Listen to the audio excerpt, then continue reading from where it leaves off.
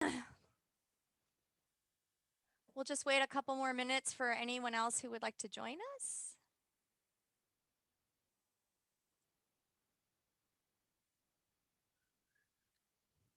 More people coming in. Wonderful.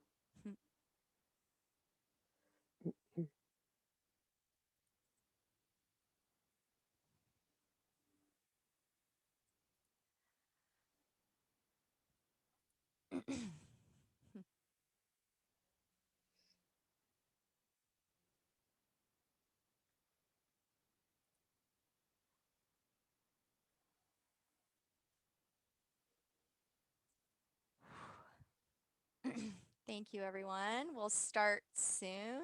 It's wonderful to have you here. And even though I've been teaching for 25 years, I'm super nervous.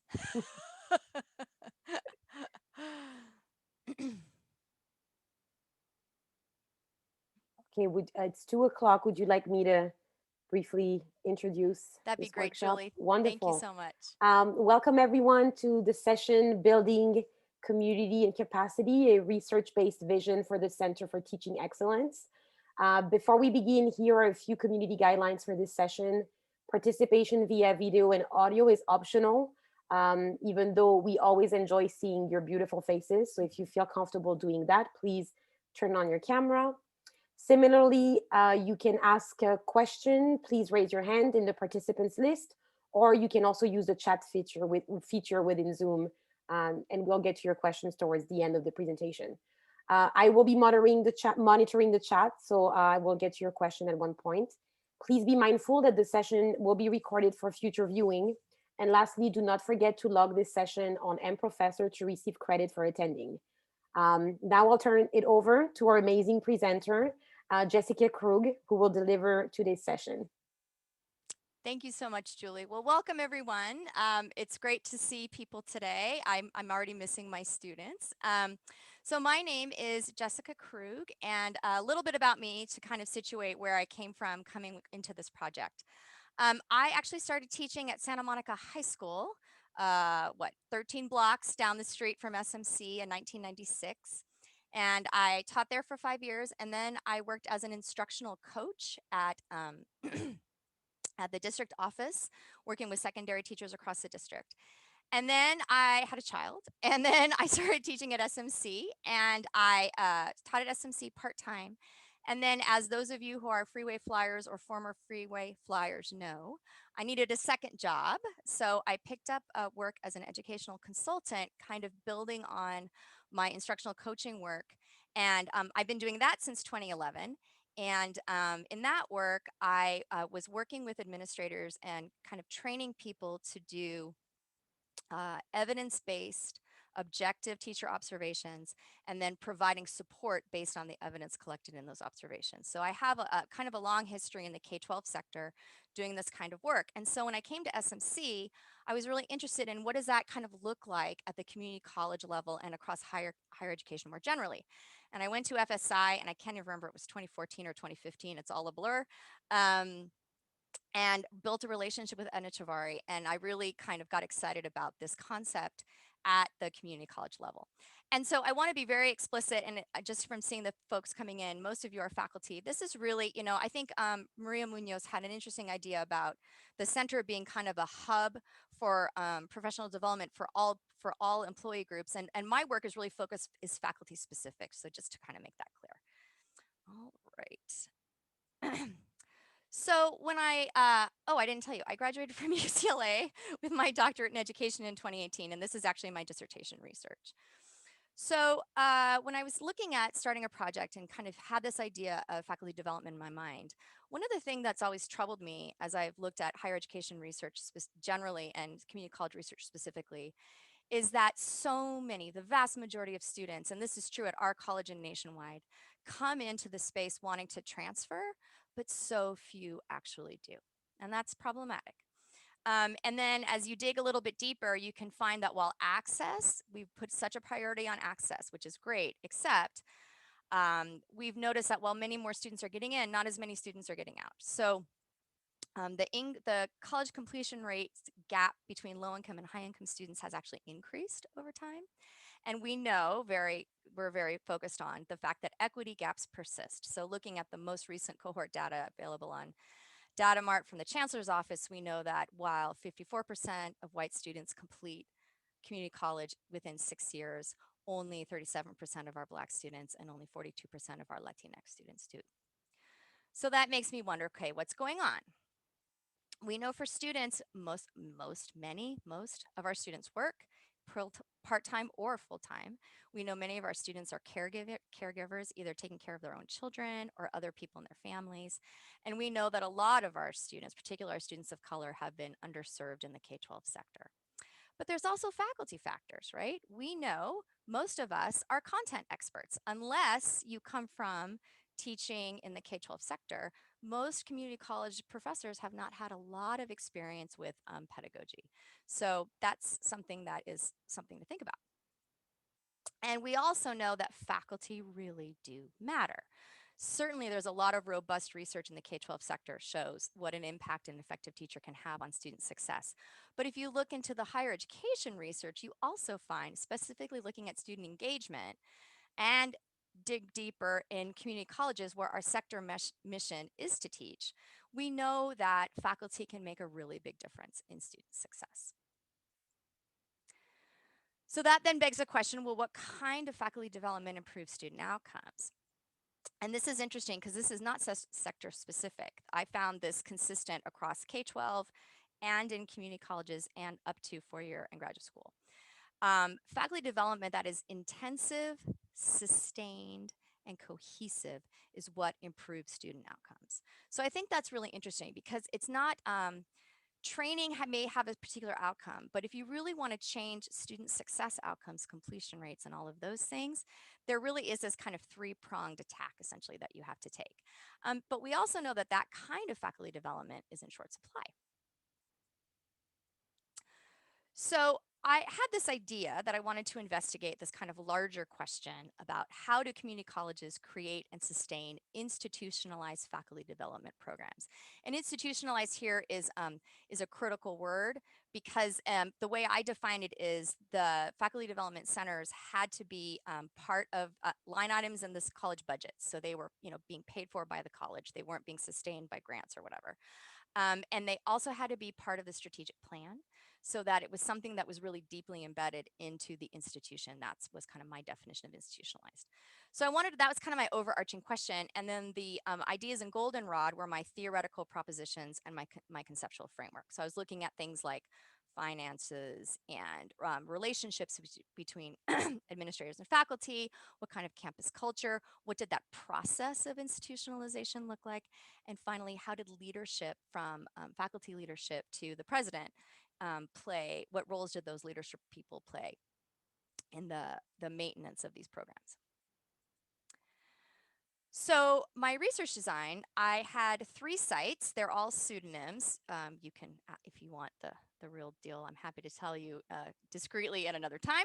But for the purposes of today, I had 3 sites. So Bradley Community College is in the Northeast, and Pomelo is in the Southeast, and High Hill is here in California. And 2 of the sites I found because I did a project early in my graduate program um, at PCC, and a friend there suggested, Jessica, if you really want to see great faculty development programs, you need to go to Bradley and Pomelo. So I looked into those and I found that they had student populations similar to ours. While the organization of the institution is different, the student populations were actually quite similar. So that kind of piqued my interest. And then when I was looking for a third site and one closer to home, so I didn't have to travel so much, I looked at the Aspen Institute, collects and collates publicly available data for the Community College Excellence Award. And all 3 of my sites had been at least, hadn't necessarily won it, but had been finalists for the Community College Excellence Award. So I was able to kind of comb through data and find a third site closer to home that was kind of similar to both SMC and my existing sites. And then I reached out to the faculty development directors at each of the sites, and they were my points of contact. So they helped me find both faculty and administrators to meet and interview as part of my project. And actually, we're still friends this 2 years later. So that's been great. The way that I conducted my research, I did about 24 interviews with faculty, staff, directors, and administrators, all the way up to the presidential level, to find out what roles people played in the process of institutionalization. I did a document review, so I read budgets and contracts and strategic plans and mission statements and a lot of that publicly available data. And then finally, I actually went to the sites and saw students and faculty in doing the work.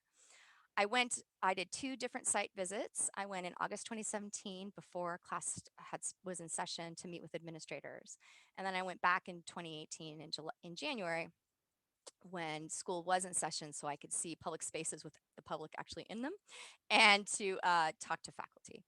I did individual case studies for each place, and then I did a cross case analysis, and that's kind of what the bedrock of the study. So now we get to not yet. Sorry. First, we have to talk data. A word about demographics and data. I just want to show you, you don't have to take my word for it, trust but verify, that these are similar institutions to our own. And I want to just make a note, the demographic data is pretty updated, but the success data is not. So it's kind of interesting.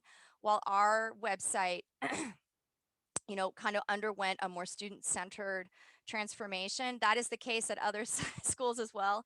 And I had a heck of a time finding student success data. And as an additional barrier, the federal government does not put any, contingencies on what kind of data directly, certain kinds of data, student success data, you have to share.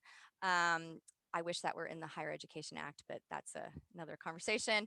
The only place where available data was easy to get, and that's in relative terms, was from the Chancellor's office. But as any of you have know, if you've played with Data Mart, you really have to ask the right questions to get the answers you're looking for. So just a caveat that the student success data is not updated.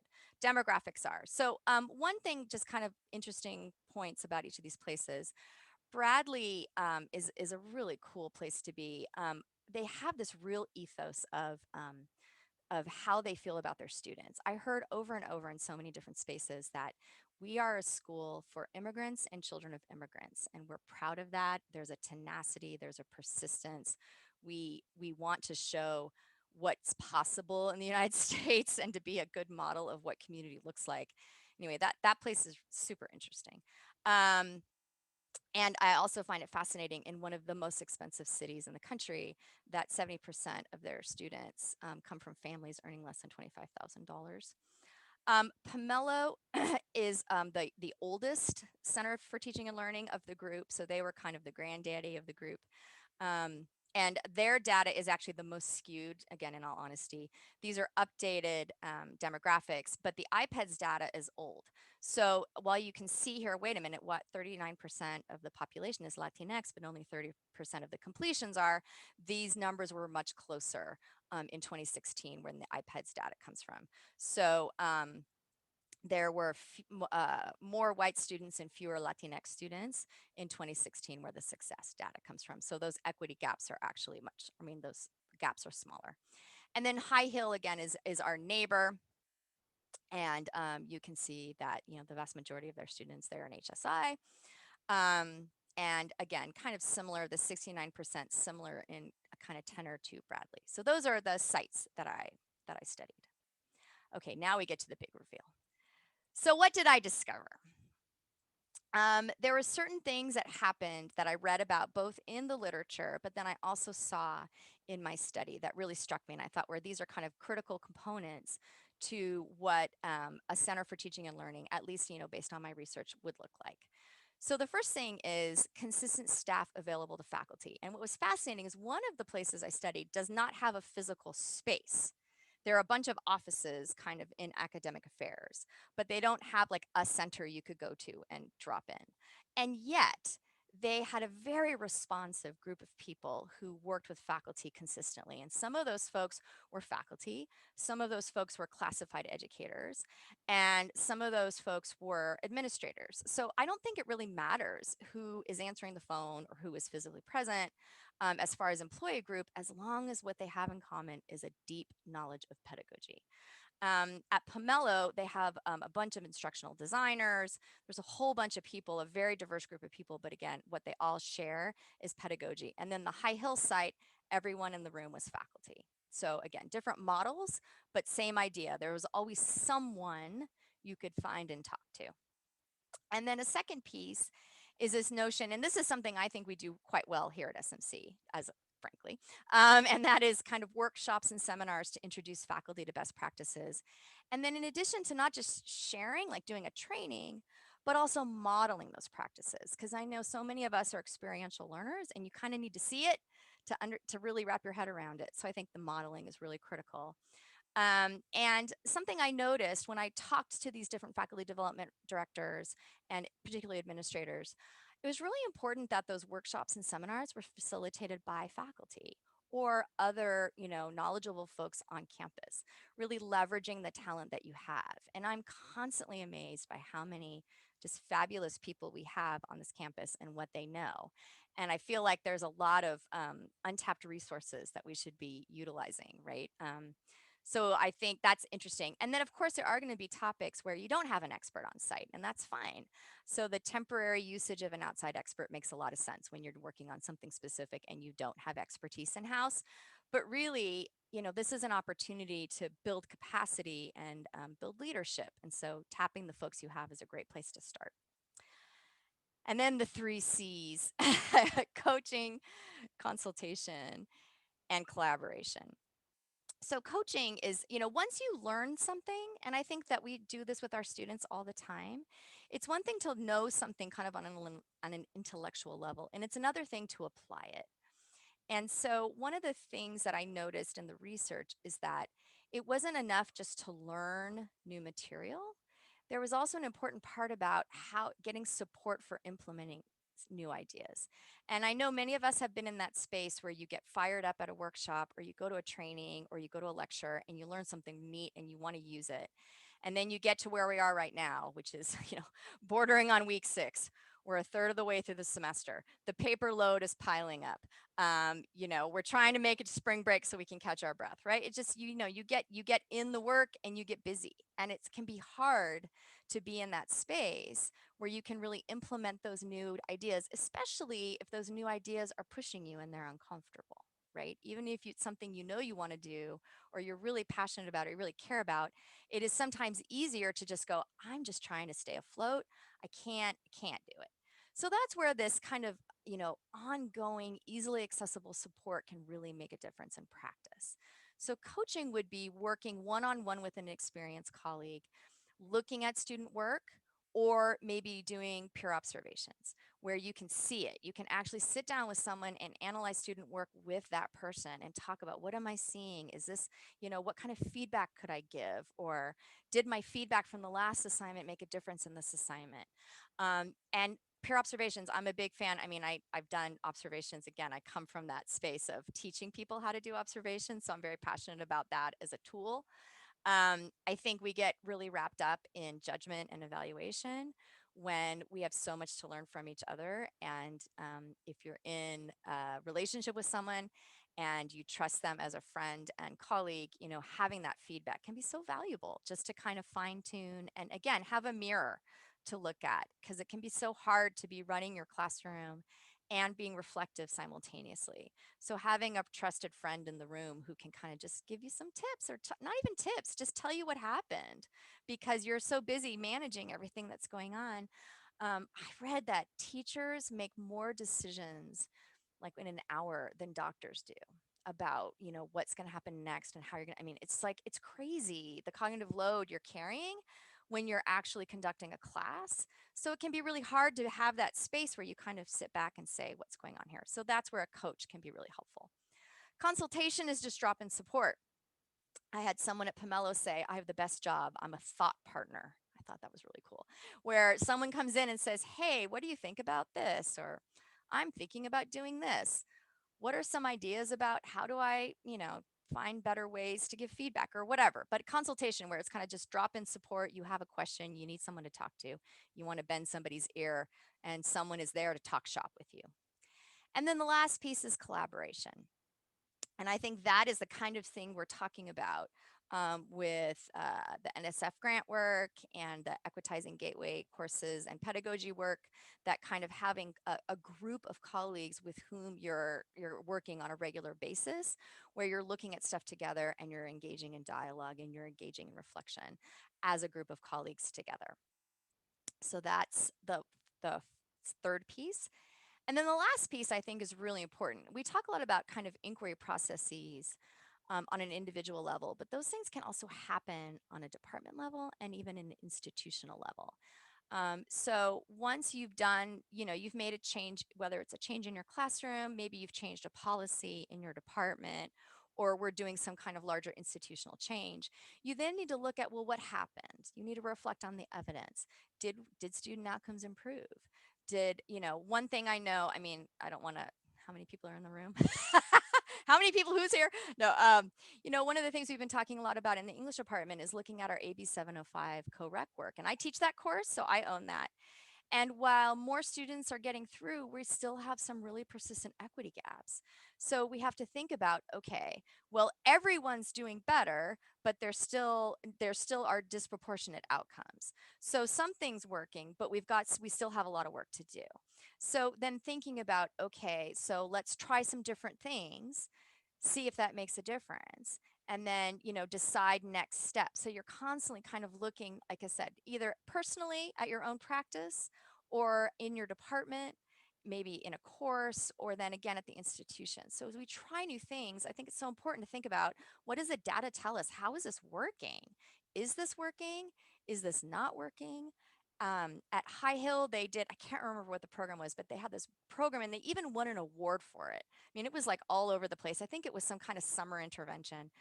And when they looked at their data really closely, they realized it wasn't really helping. People from the outside thought it looked and sounded really cool. And like I said, they got an award for it. And they realized, they look at their student outcomes, like, this isn't working, and they cut it, which I think is pretty bold. Like, this isn't working, let's get rid of it. I admire that, right? Because sometimes stuff doesn't work, and that's okay. You have to try something different, look at the evidence, and come up with a different tack. So I've spent a lot of time talking, and I'm sorry, I'm a very fast talker. So if there are any questions, if you would like, yeah, if there are any questions, I'm happy to answer them. Julie, I don't know if there's any questions. I don't have any questions, Jessica, but just in your presentation, I think I want to echo your point that you made a little earlier about the um, the resources that we have here on campus and how we need to be better about tapping into them. I mean, you clearly have an expertise in professional development in the research that you just shared with us today. So you and I have spoken. You know you will be tapped by me because we're looking to reimagine the center into becoming a PD hub for all employee groups. But I just want to thank you for sharing this information with us, making yourself available, and reminding us that it is, there are certain practices that you have found in your research that really do make a difference. And so they are out there. It's about how we support them, resource them, and implement them so that we can sustain them. So thank you. Thank you, Maria. I appreciate that. Any other questions, comments, ideas? I'm just curious what the role of assessment was, assessment of student outcomes, or how instructors or departments assess those outcomes. What role did that play in your findings or the recommendations? So when I was doing my research, I was looking, kind of big picture, and looking at the standard things. So, complete persistence, grades, all that kind of stuff, and then future transferability. What was interesting is, I think the focus was really on classroom practice. So it was so much about individual people looking at their own spaces. And then because there was this kind of hub that was a nexus for all of these individuals looking at their own stuff, then it kind of snowballed. So then people started looking at courses, and then they started looking at departments. And then they started looking at, program mapping, and it kind of snowballed from a very individual level, because all of these programs started quite small and then expanded over time. But it really started with individual instructors looking at their individual classes. And then I came to the party, 10, 15, 20 years after these programs were started, and was able to see the cumulative effect in the student outcomes of the institution. I don't know if that answers your question.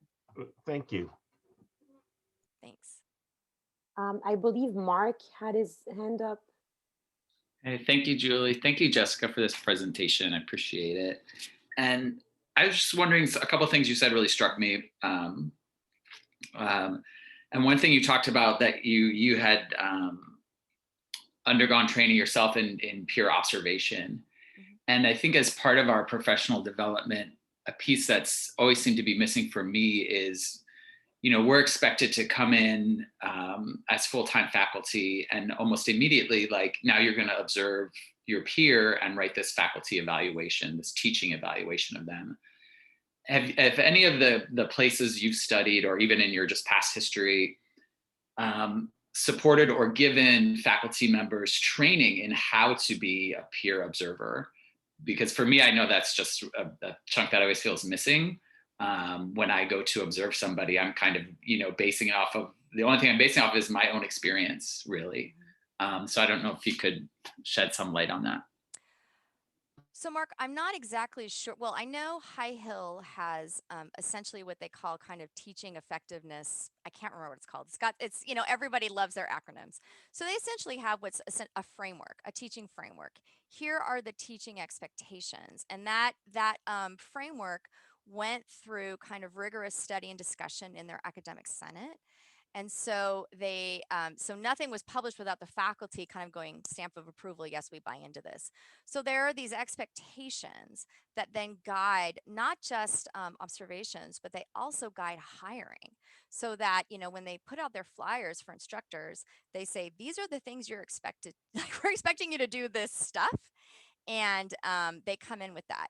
At Pomelo, which is in a different state with a very different governance model, so let me just put it that way, they have very, very, not strict, but very comprehensive teaching behaviors. And you don't get tenure without getting a review to make sure you tick all those teaching behaviors. Now, again, I don't necessarily support their governance model.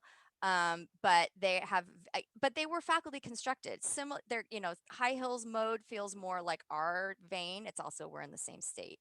But there were these kind of faculty constructed expectations of what does learning look like in a classroom.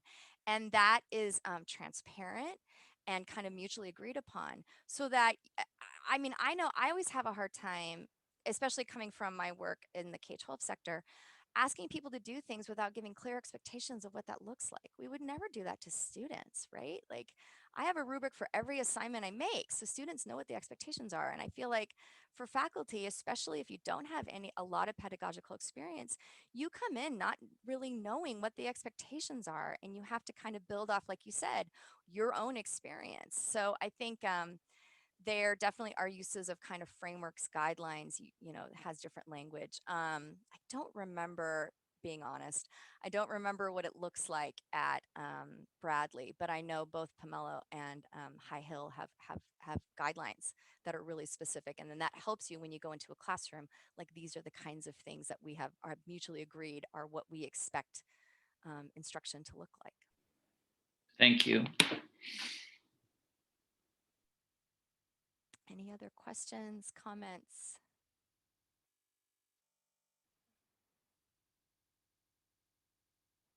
I know it's a long day. I think I'm not sure if this is a question, there's a comment in the chat from Erin. So I don't know if Erin would like to unmute herself and maybe ask the question. I can do that. Hi, Jessica. How are you? Hi, Erin. Great to sort of see you. I have the 9-month-old with me, so I'm gonna keep the camera off for now. I totally understand. Totally. So my question was, and I'm really liking everything that you're saying and some of the things that I've been echoing, because my spouse is a K through 12 teacher, and I was saying how much training they receive before they get into the classroom. And sometimes we just expect that we will know how to teach because we are experts in the field, and that's not necessarily the case. So we're starting a new faculty committee in Academic Senate, and so I had some questions about next steps and how we can begin, or whether or not we've already started implementing some of these elements that you mentioned in your presentation, such as coaching and consultation, or even workshops around reflection on evidence. And of course, I'll be reaching out to you in regards to more help. And actually, Erin, as an aside, and to everyone here in the Zoom, let me see. 2 of the 3 programs that I studied started with a new faculty orientation. So they started quite small with just new full-time faculty even, and then grew, Pomelo has, I'm not joking, 200 pages of faculty development offerings that they make available to their faculty from, everybody. But they started small with a new faculty orientation. That's a fairly standard way. So you're in the right space. And then I have to kick it to Maria because these are ideas. I don't know what, I mean, we have stuff department, like in the PLC, we have something called the professional learning community in the English department for our English 1+28 instructors. That's an opt-in. That is kind of a combination. It's definitely the part, that collaboration piece we were talking about, where we talk collectively, and I co-facilitate that with my colleague Kaylee Weatherford.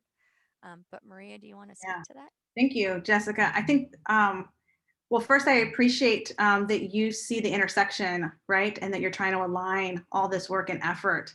And Erin, I have yet to meet you, but I know I've seen your name and I've heard great things about you. And now I can, I see a picture of you. So it's great to meet you, even if it's just virtually. I am not familiar with the new orientation committee that's being, well, I think it's called new faculty committee. I'm sorry, new faculty committee that you're leading, but I'd like to connect with you because we want to eliminate working in silos, because then that's not going to lead to sustainability, let alone many of us, as noted in our presentations earlier today, find ourselves very overwhelmed and fatigued already. So let's make sure to pool our resources, human resources and financial resources. And the work that I'm trying to accomplish with the PD Hub and reimagining the center involves HR, which this would as well. And so if you can reach out to me so we can connect, that would be awesome. And then I can get you into these conversations that I'm having now as well. I will definitely reach out to you. There's a question from Susan. What would, I don't know, Susan, if you'd like to ask the question or you just want me to read it. You can read it, or I mean, Go ahead. So Jess, I was just asking what you thought ideal training looks like to teach faculty how to observe their peers. That's a really good question. I actually designed something several years ago, which didn't really get off the ground because I think there are lots of discomfort with going into someone else's classroom. But I think a lot of it is having a collective, a shared understanding of what it is you're looking for. I think what's challenging so much with a lot of work around teaching is we focus on the teacher. And really the best way to know how effective teaching is to look at what the students are doing, right? What kind of work are they producing? How are they behaving in a classroom? Are they talking to each other? Those kinds of, we really learn the most from student work. So I think there's a big kind of reorientation to focusing on students, student voice, student action, and student work. And I think it takes a lot of practice. So what I've done in my K-12 sector work and what I piloted here many years ago was really looking at classrooms, kind of looking at models and talking about, well, what are you seeing? What's happening here? What can you deduce from that? How does that reflect kind of our expectations and shared understanding? So a lot of it is first developing a shared understanding of what it is we're looking for, and then practicing, honestly. Thank you. Thank you for that. Any other questions, comments?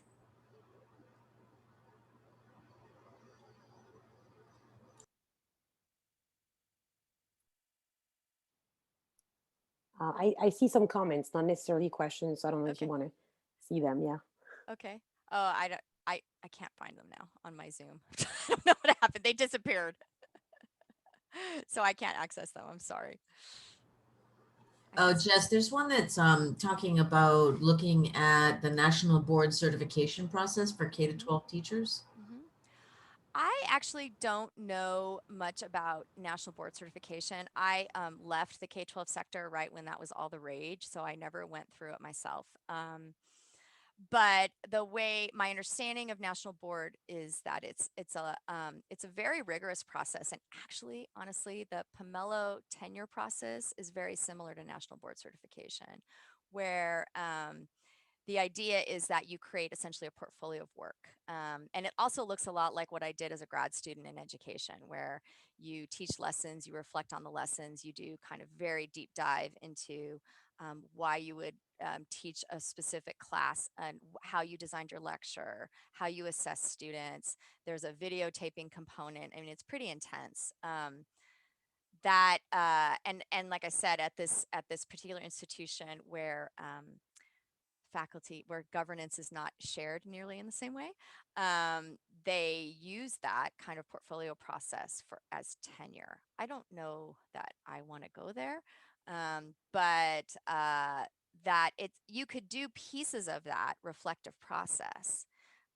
in a much more kind of peer oriented, non-evaluative way that could still be quite useful, where you could look at work together with someone, you could videotape yourself and talk about what happened.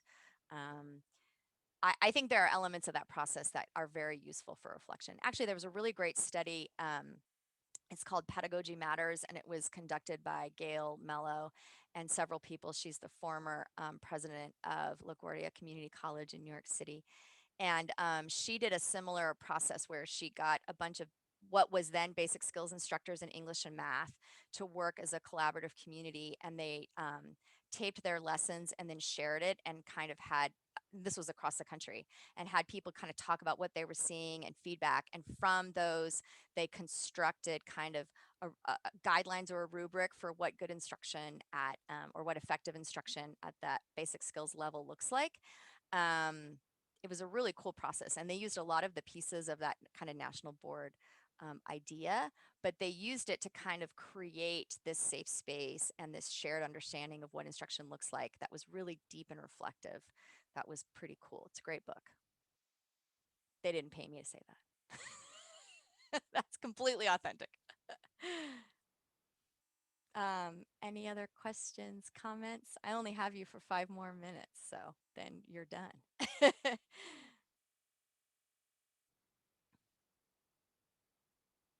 Nope. Okay, great. Well, then I will stop the share. Thank you, everybody, so much for coming. I think I can see the chat now. Now I can see the chat. I couldn't see it when I was sharing. That's all I have. If you want to stick around and say hello, you may. Otherwise, go off and enjoy the rest of your day. And thank you so much for coming by. I appreciate that you. This is my third baby, so I appreciate being able to share it with you. Thank you so much, Jessica. Thank you, everyone, for attending this workshop. Thank you. And I'm going to stop.